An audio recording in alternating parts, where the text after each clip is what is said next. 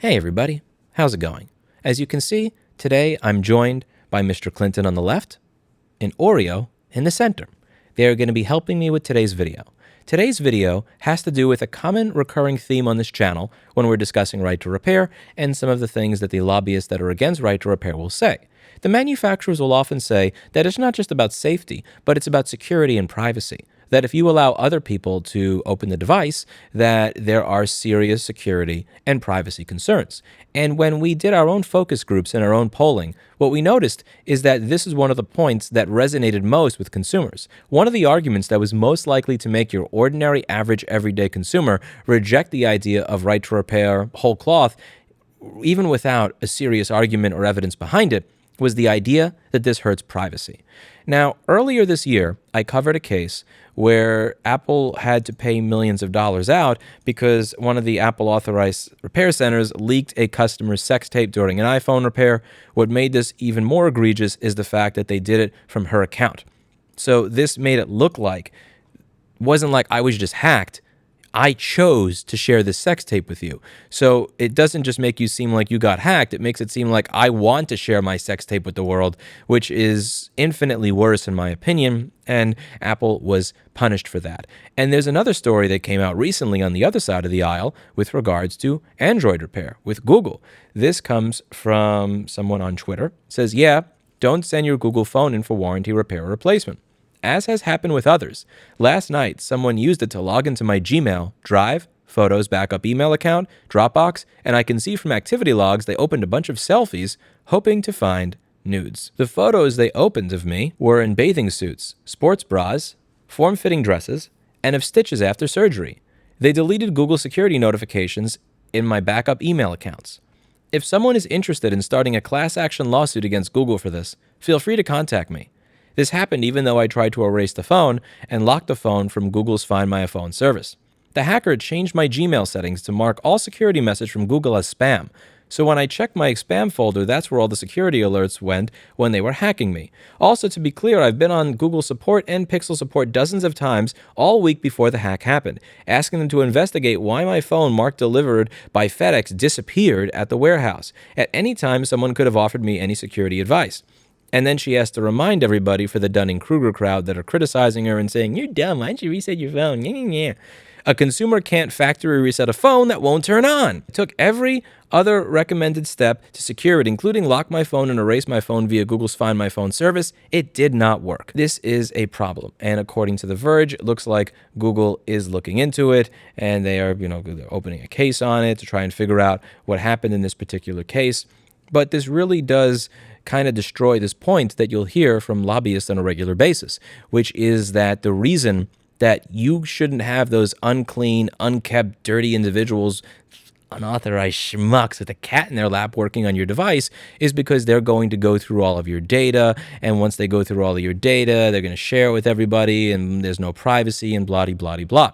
And one of the things that my earth science teacher in 11th grade used to say, I feel bad. I slept through his class because it was so boring. His name was Mr. Sinclair in Wagner High School.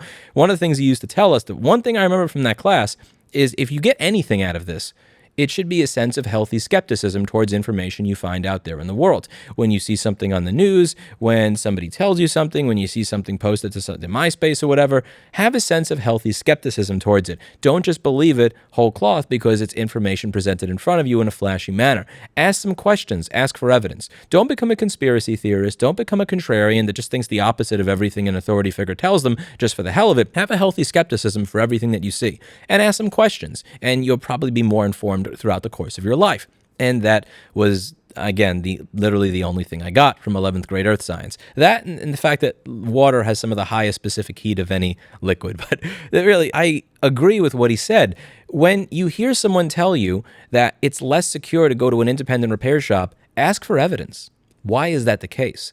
Do you have any citations of that ever happening? Then ask, oh, by the way, since you're the manufacturer and you're saying this, are there more documented cases of the manufacturer leaking consumer data than an independent? Do you have evidence for what you're saying? Or is this just projection where you're blaming your opposition for what you're doing yourself? A common thing that you'll read in Saul Alinsky's Rules for Radicals. It's very interesting when they are accusing us of the very thing that they are guilty of very often. And to be clear, I'm not saying that we're better. I'm not saying that that there is zero creeps within the independent repair community. I'm not blaming Google, Apple, or Android for the fact that this happened amongst one or two of tens of thousands of repairs. It's impossible to tell in all cases whether or not someone has the potential to be a future creep. There is an element of trust.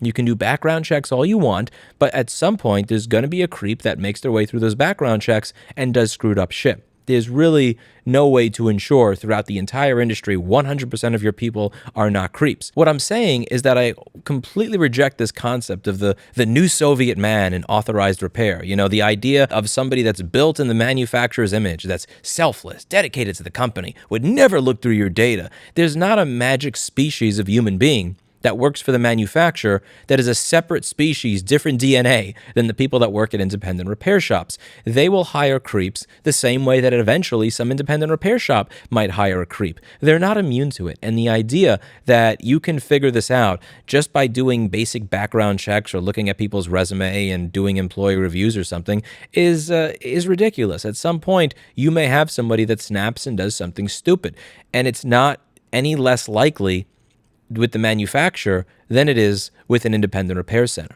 I'm not saying we're perfect. At some point, we may screw up. We may not do a perfect job, but neither will they. And rejecting the idea of independent repair based on security and privacy concerns, in my opinion, if we're going to use the argument, if we're just going to say security and privacy are paramount, if anything, we should be rejecting authorized repair, because there appear to be more cases in the news, more cases being reported of authorized repair shops leaking consumer data than unauthorized repair shops.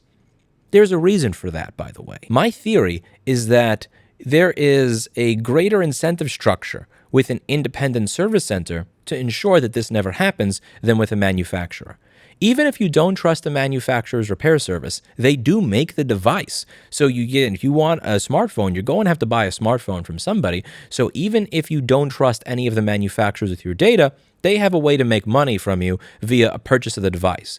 An independent repair shop often does not make their money solely through sales of new devices. They make their money through repairs. So if you harm their reputation on repairs, it destroys them. If you harm the manufacturer's reputation with repairs, it's really just kind of like a little chink in their armor versus an entire destruction of their business. So the incentive structure is built in a manner where there's a higher incentive structure when dealing with an independent repair shop for them to keep your data private than there is with the actual manufacturer, because the manufacturer's repair center is often not their main profit center. With this independent repair shop, repair is their main profit center, and they need you to be able to trust them, or they are gone and out of business entirely. Often with an independent repair shop, you may be working with someone that's within arm's length of the person that owns the business, whose reputation is on the line if somebody does something stupid. Now, I don't believe that the FedEx person took this, and I'll tell you why. This is pure speculation. I do not have information on this. I don't have evidence. They said the phone doesn't turn on, right? And then the phone was made to turn on again. Now, who is on average more likely going to be able to make a phone turn on? A, someone that works at a phone service center. B, a FedEx delivery guy. Unless Jesse Cruz is moonlighting as a FedEx man late at night, I sincerely doubt that the FedEx guy is the one that did it. Okay, firstly, why would you take a phone that is broken? Like, again, if I'm the FedEx guy and I want to steal stuff, I'm probably going to steal something that looks new. I'm not going to steal something going to a repair center. And even if I am going to steal something, why am I going to go through all of the work necessary to learn how to make that phone work again for this one device? Again, it's very possible the FedEx person stole it and that it was not stolen by Google, but I think it's less likely. And at the end of the day, even if it was stolen by the FedEx man and not by Google, I still don't think it puts this idea off the hook that authorized repair is the only way to get things done.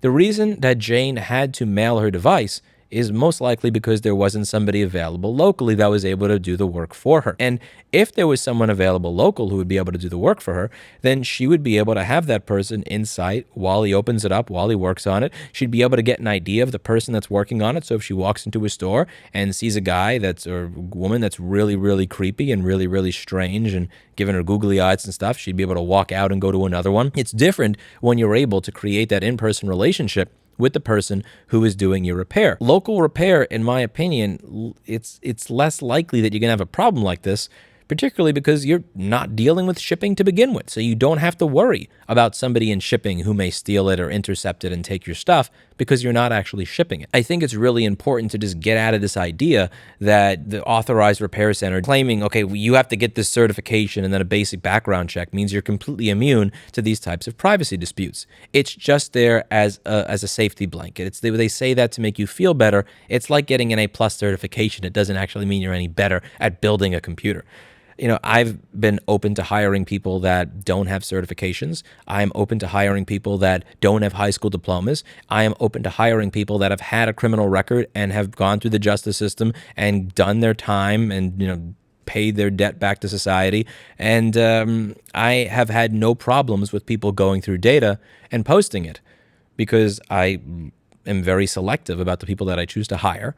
I get to know them personally to some extent. I watch over the work that they're doing for a good amount of time, and I get a feel for them as a human being before I let them near any customer data. Let me know what you think in the comments down below.